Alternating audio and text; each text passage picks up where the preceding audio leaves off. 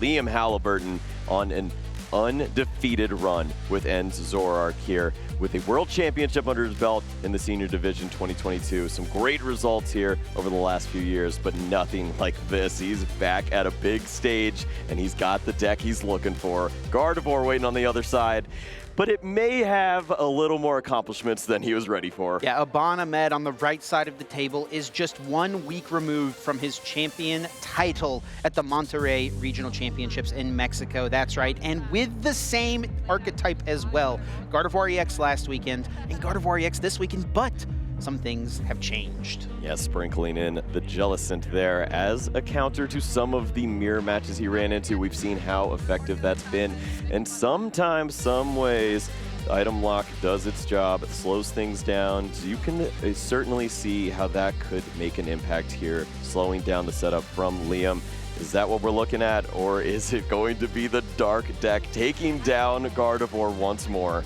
And we're not going to sugarcoat it here too much, folks. This is a very, very good matchup for Liam. His deck is extremely favored into the archetype that Abaan has chosen to bring this weekend. Abaan even joked earlier backstage that he was playing for second place at this point because he knows this matchup is extremely tough. But if there is a way to navigate the board position that Abaan finds himself in that will put him in a spot to potentially sneak out a champion title, you know he's going to capitalize. 7-0-1 against Gardevoir. He's seen so many of them. The only tie was to bring one into the top cut with him. Liam Halliburton knows exactly what he's doing with this matchup, and he is prepared. Both players in great spirits as we see what is at store here. This is looking like we've seen some mulligans, however, and you do not want to give any ammunition to Liam.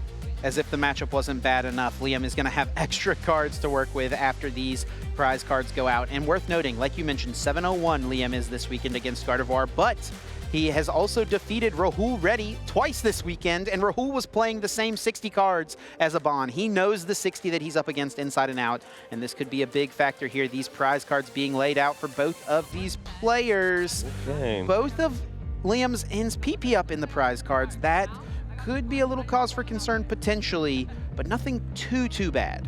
And as we see the 1 copy of Boss's Orders there from Liam, he has 2 in the deck, but as you think about ways to work around Jellicent, if this were to be the main strategy for Abaan, that is 1 lost in the prizes for now.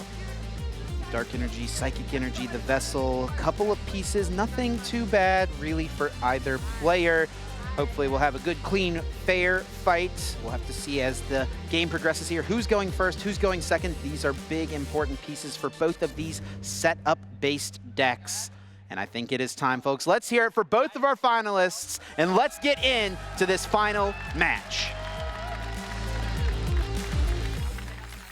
And it does appear that Abaan will be the one kicking things off. Frillish in his active spot. Liam on the other side of the table. Ins Reshiram up in his active. Abaan does find a nest ball immediately, and we'll take a moment to now check his prize cards. The Frillish start, I have to imagine, is pretty good for him. Yeah, this lines up so well. If you have the energy to go along with this, you are threatening early and often that Jellicent. We see it's in the deck there.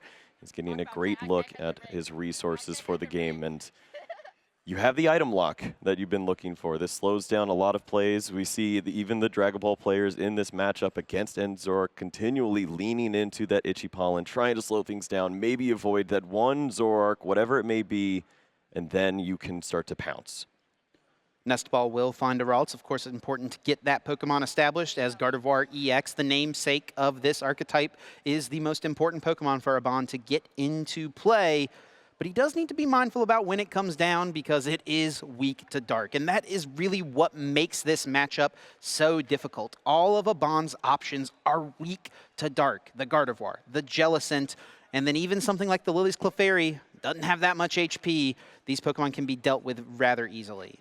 It makes you wonder if Abaan has any other strategy that involves light damage input, slowing down on the items, or even trying to lock some cards in play. Just, you have to do something unique in situations like this to remove these Pokemon before the threat is live. What Abaan needs here is for Liam to not play that many item cards this turn and not get that set up. But Liam has found the perfect item card to start with. in a game of the Pokemon TCG. Buddy Poffin, as he is playing that now, searching his deck for 2 basic Pokemon with 70 HP or less, putting them directly onto the bench. Of course, a pair of Inzarua found right away, looking to get into In's Zoroark EX on the next turn. Yeah, I can think of one other perfect item card to go along with this, and it's in the hand. It's Secret box. It's that pink guy, and it's devastating to see, not only now, but I don't even think he really has to use it, but it'd be great to. You might as well. You have the nest ball to go along with this. I think there's another Zorua in the hand, too. A full setup just waiting to go. All the items that Abaan wants to avoid, he's staring at right in the face. Yeah, Liam better play the Secret Box now because he knows he will not be able to play it on the next turn. Oceanic Gloom, the attack on the Frillish. 20 damage, and it prevents your opponent from playing any item cards on their next turn. So Liam might as well try to capitalize. And I have to imagine putting a Cyrano in his hand wouldn't be too bad either. Yeah, we've seen this from him many times before, just loading up the hand, forcing Iono from the opponent, and you're likely to draw into something fairly reasonable if you have all of those additional cards thrown down to the bottom.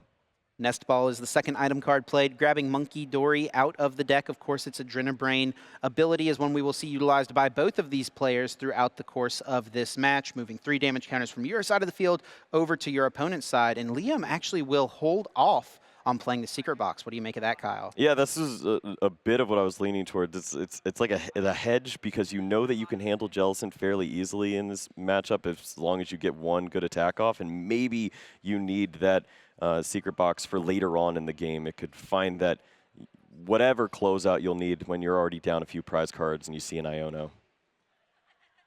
Off the draw for Abaan, see a Artisan, but I don't see a Curlia, no Ultra Ball, no way to search out evolutions, no Technical Machine evolution. So that could be a big miss here if Abaan is not able to get into a Curlia to threaten a Gardevoir quickly. Yeah, it's Frillish against the world right now, but it's where Abaan's been pretty comfortable, just locking out some of those items, biding his time, and trying to find another supporter for a future turn. Oh, and look at this. Off of Abaan's Iono, Liam has found himself a pair of In's Zoroark EX. Trade is already online. He uses Artisan here not to grab a basic Pokemon from the deck, but to shuffle his deck. So now he will have access to any of those cards that were Iono to the bottom on the previous turn. Yes, Abaan, smile through the pain. That's there's definitely something coming right now. As we know, trades are online fairly soon, and there's a lot of great cards to see. It might not be attacks just yet, but we'll see it as soon as some dark energies are found. Draw from the first trade, and now the second with the Artisan being discarded. Found the Secret Box once again, of course, unable to play that. Does look like Iono is in the hand. One thing that Liam would like to find, I'm sure, would be a Darkness Energy. But the thing with this matchup is he is not going to be that pressured. He can play a slow game, and he's going to do just that with that Professor Turo's scenario, picking up his In's Zoroark, evolving the other Zorua into Zoroark, and look at that, he's rewarded with a Darkness Energy. Finds the Dark Energy. It has to feel good. He even points it out to him, says, look at this. This is what happens sometimes when you make the big plays. He's got Pal Pad. He's got a bunch of resources for later on. So when you see the frivolous use of these one-of supporter cards, in this case it's a two-of, you'll see that he's definitely going to have that opportunity later on. And what a read from Liam, by the way, to not go for the Iono in that spot. Go for the Turo, play it slower. Abaan didn't do much on the other end of his Iono. He didn't play that many cards. Perhaps he gave something away with his body language as well that led to Liam not wanting to see more cards on his end because he knew his opponent didn't have much to work with. Right, and you're completely content as Liam here, stacking up the damage on the Ends Reshiram. You will dictate when the damage starts to fly with your Monkey Dory, and when you're ready to move this Pokemon, it shouldn't be too hard. You're just going to fill your hand with trades from there on out. Oceanic Gloom, once again, 20 more damage and no items for Liam, but he is content to just trade away these Cyranos with the pair of Zoroark he has in play. Hilda can search out another In's Zoroark and the energy card to get an energy attachment to this Zoroark EX. If he's able to have Air Balloon here, we could see him start to attack. But as we've seen so often from Liam's games, he's willing to play it slow, wait until he has a very, very strong board, and then strike. Right. We'll see how he feels, how comfortable he is right now. He has not seen very much from Abaan. This might be a moment where you feel comfortable. It's just a Ralts, a Lily's Clefairy, not much that you're threatened by. This energy attachment means that he's ready, but still needs to move this Pokemon. Will choose to just pass. No air balloon, no attack lined up, and what a draw for Abaan. Professor's Research as the top deck for turn. Will be able to discard this hand and draw 7 more. The perfect card to find whenever you have nothing working for you in your hand. A few cards would be great to see here, especially if you want to accelerate energies on the board anytime soon. Just getting the energies in the discard pile is the #1 piece, and thankfully for Abaan has the Psychic along with the Earthen Vessel, can thin out a little bit more here, and we'll have some dark energies to work with. But still here, Kyle, I do not see a Kirlia nor an Ultra Ball. No way to get that Pokemon into play unless Abaan wanted to break his Oceanic Gloom lock and go for Technical Machine Evolution. Would that be worth it? Oh, what items are really disrupting you at this point? You're sitting here at a 6-6 prize exchange. You don't have much else you'd be nervous about with nest balls or anything like that. So if you did want to take a turn, we're getting close to that point. Liam kicking things right back off with his turn. Trade #1 discards Toad Scroll. #2 discards Toad School. And then now one more trade looking here for potentially an air balloon. Getting through the deck here. There's an energy switch. I still do not see an air balloon. It's taking quite a long time here to find the resources to move this Pokemon. I thought he said... Oh, should there be more damage? Yeah, there should be more damage on the In's Reshiram because of the weakness of the Lily's Clefairy EX. So it should be boosted. Yeah, I think this is right. It was hit 2 times without the Lily's Clefairy in play, and then 2 times with the Lily's Clefairy in play. So that would be the total of 100 damage on it. Okay, well, Abaan a little overplaying there with the damage counters now. Maybe not be prepared for that much damage to fly around on this side. And Liam, he may have been using Monkey Dory if that were the case, or at least eyeing up a second Monkey Dory to start shifting those counters. Use of the Artisan from Liam just to check the deck, give it a shuffle. Yes, air balloons are still hiding out in there. He did use Professor Turo's scenario earlier. He does play 2 copies, but there's just 1 remaining. That would be another way for him to get this Reshiram out of the active spot. I do wonder if he would be willing to push the advantage here if he had it available. We do see now a second Monkey Dory, 2 Adrenabrains that'll heal 60 damage from this In's Reshiram, placing it onto the Ralts, putting some pressure on it for the next turn. Let's see what Abaan is able to do. Yeah, energy over to the Frillish now, as loading up for what would be quite a retreat, or finding that Jellicent and taking that initial attack in, loading up on that trainers that you can lock out, but just dealing some damage that could knock out this Reshiram here. Doesn't feel great, but you have that prize card available now with the damage that you have with the Lily's Clefairy. Abaan able to find a Kirlia, and it will be a KO now. He didn't mean to. I think he did not want to KO this In's Reshiram. Yep, you have to. He's announced it. He has tapped the Pokemon. He announced his attack. That is a KO. Abaan wanted to leave that Pokemon locked into the active spot for a little bit longer while he tried to perhaps establish his Gardevoir EX into play. But now Inzork is here, and Liam Halliburton is behind on prize cards. That means Counter Catcher is live. He has every play in the world available to him. Yeah, would be if it weren't for Frillish, but at least Boss's Orders could be a nice target here. Off the Iono, still not seeing those resources just yet, but he is starting to flood the hand. Of course, now as this Pokemon's knocked out, Air Balloon's waiting for him. He does find the Rocket's Watchtower, which could be nice to bump the Artisan over on Abaan's side, just limit his access to getting more Pokemon into play. But from here, as long as Liam is finding attachments to Zoroarks turn after turn and has air balloons to pivot out of Monkey Dory Mind Bend plays, he's going to be feeling pretty good. But he is still playing it slow. We saw this in his game against Rahul yesterday. Just willing to pass and send Pokemon up, let them take hits, allow Abaan to keep doing his thing while he just gets his board totally established. Right, he's just whittling away at the deck. Each trade that he takes 1 useless card out of his deck until everything is perfect. And once your opponent takes some prize cards, that Iono in combination with whatever you may find, you can have that perfect Boss's Orders or whatever it may be. Great setup here too, as you don't see any target for Abaan to try to lock in place.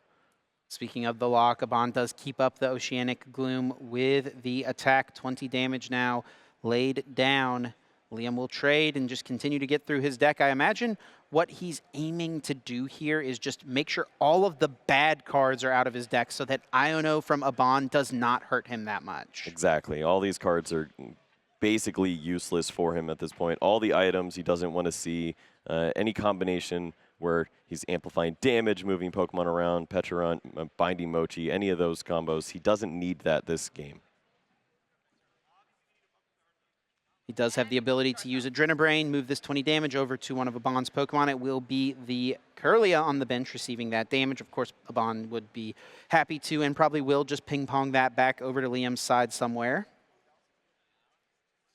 Yeah, you start to wonder, how does Abaan really break this setup? There's no attack that knocks out an Enzorark at any point. Any damage that you see, it's already telegraphed. You both have the same amount of Monkey Dories to work with.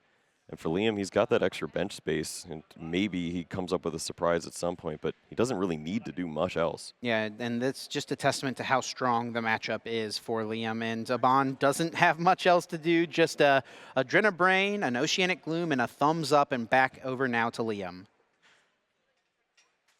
Sometimes that's all that's left, but for Liam, he's done a great job of burning through the deck. He still has plenty of resources to work with. When he does pull the trigger, start to attack in, and this is the turn. He's got the Reshiram. He has the boss's orders. He removes the only way to accelerate energies on this side of the board. Everything telegraphed from this point forward from Abaan. And here we go, Night Joker. The attack from Enzorark EX allows you to use one of the attacks of one of your benched Enz Pokemon, copying the Virtuous Flame from the Enz Reshiram, taking the knockout. Liam has finally decided to strike.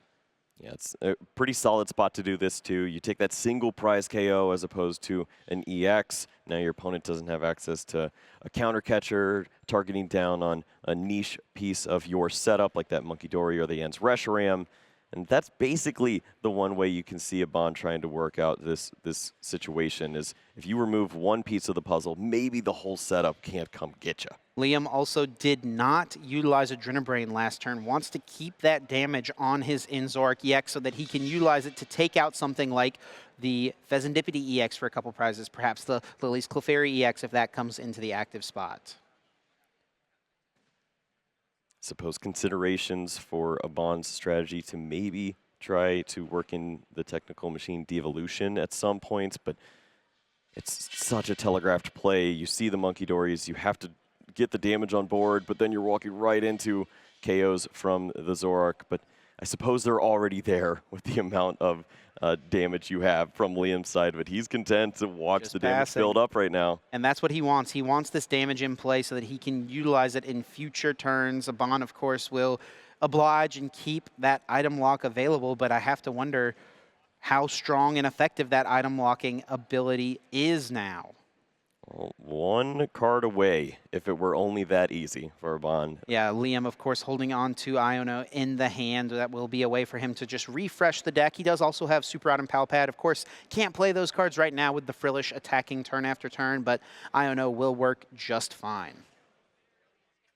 Plenty of work done so far. A lot still left to be done.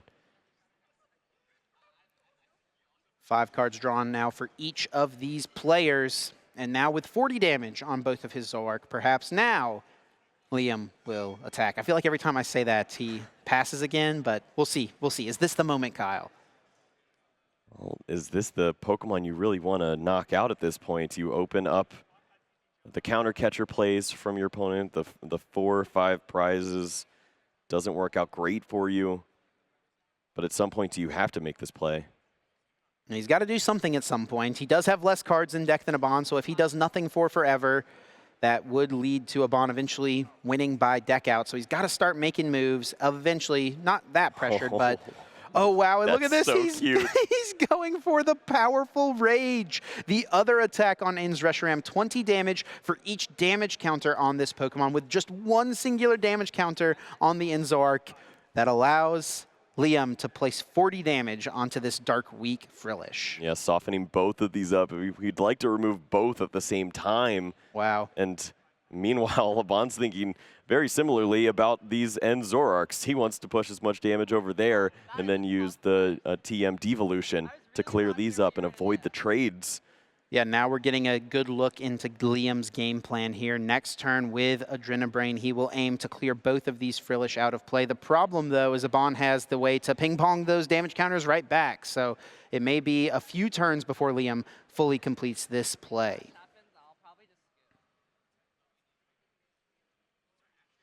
So it looks like we are having a judge review at the moment. Perhaps an issue with the Lily's Clefairy dealing damage in those early turns into the Dragon type in Reshiram. So having both the players keep their headsets on as our judges are taking just account of something here. Yeah, we had the Iono played, so checking the amount of cards that we have there. And we'll get word as soon as we have it and give you all an update on what the review is about.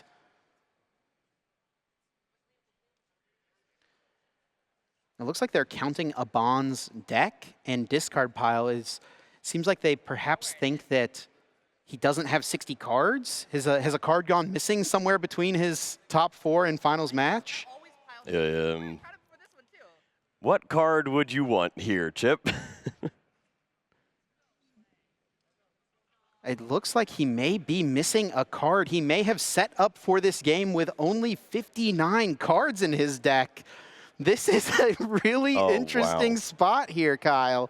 I think that there may be an issue with something that happened between his top 4 and finals match. Yeah, with the celebration, I think he lost one of his cards as he popped off his top 4 victory. That's a new one. That's what we're hearing here, folks. So we'll keep you updated as we get more word, but it does, for the moment, appear that Abaan has played this first game up to this point with 59 cards in his deck. We'll get full confirmation if that is the case, and if so, how things will proceed. And I have to imagine, my knowledge of the rule book would lean into this leading to a game loss for Abaan. Yeah, I'm looking at game loss here, Chip. You kind of need the 60 cards to play the game. Yeah, so to set up and play a game of Pokemon TCG, you have to have 60 cards. And we've got a situation here where a player has played a game with an illegal deck, a deck that is not legal for tournament play. It does not have exactly 60 cards in it. And the result of that situation generally is a game loss. And this is the way that ruling normally happens. Someone maybe accidentally shows up to a tournament with a 61st card in their deck, didn't quite cut the last card they wanted to, or someone loses a card somewhere along the way throughout a tournament, which appears to be the case here. Yeah. I mean, no fault to Abaan for this, but, I mean, what a tough spot to be in here in the finals. It's already such a tough matchup, and he set up with an illegal deck. Yeah, it doesn't bode well. And, yeah, we've run into situations like this before where you maybe have the same stadium as your opponent, and they accidentally take that with them. With the same color sleeves, right? Yeah, that's why you got to play the pink sleeves, Chip. Spice things up a little bit. Them? Well, now they do. They've caught on. Try to differentiate yourself as much as possible there. Yeah, really interesting spot. We'll get the full ruling. We got our judges on this situation here, and we'll get full word to everyone as soon as we have it. But yeah, really, really tough, unfortunate situation here for Abaan. He's going to check the deck box. Is the card hiding in there? Wow. Wow.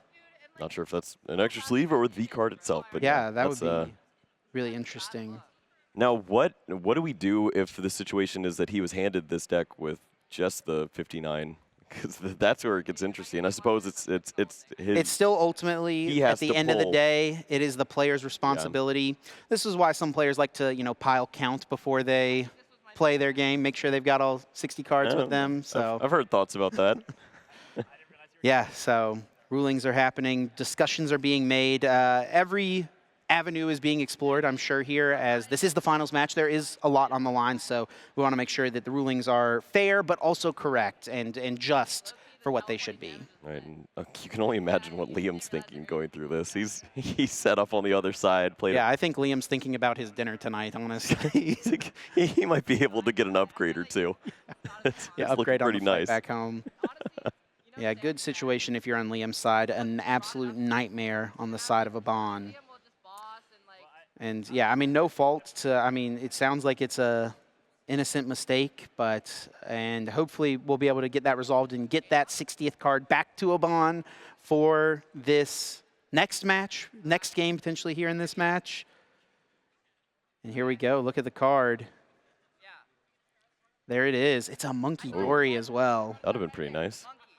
Maybe could have. He wrote down that he prized a Monkey Dory. It's like, I've prized 7 cards, so something's wrong here. Which card do you think he misplaced that he didn't? It's probably the Ultra Ball. No one ever checks to see if they have all 4 Ultra Ball, right? No, we're good. It's ready to. Wow. All right. And we're getting word. Abaan has actually chosen to concede the match, and that means that Liam Halliburton is going to come away from this situation as the Pittsburgh regional champion. That's Pokemon. Here we are. Yeah, wow, what an interesting finals. What an interesting spot to be in. But yeah, Liam Halliburton here, not the way he maybe would have wanted it, but he is indeed our regional champion here in Pittsburgh. Let's hear it for him, folks. Yep, still an unbelievably well-earned victory throughout the course of this tournament for Liam. He played so well, and he was truly undefeated.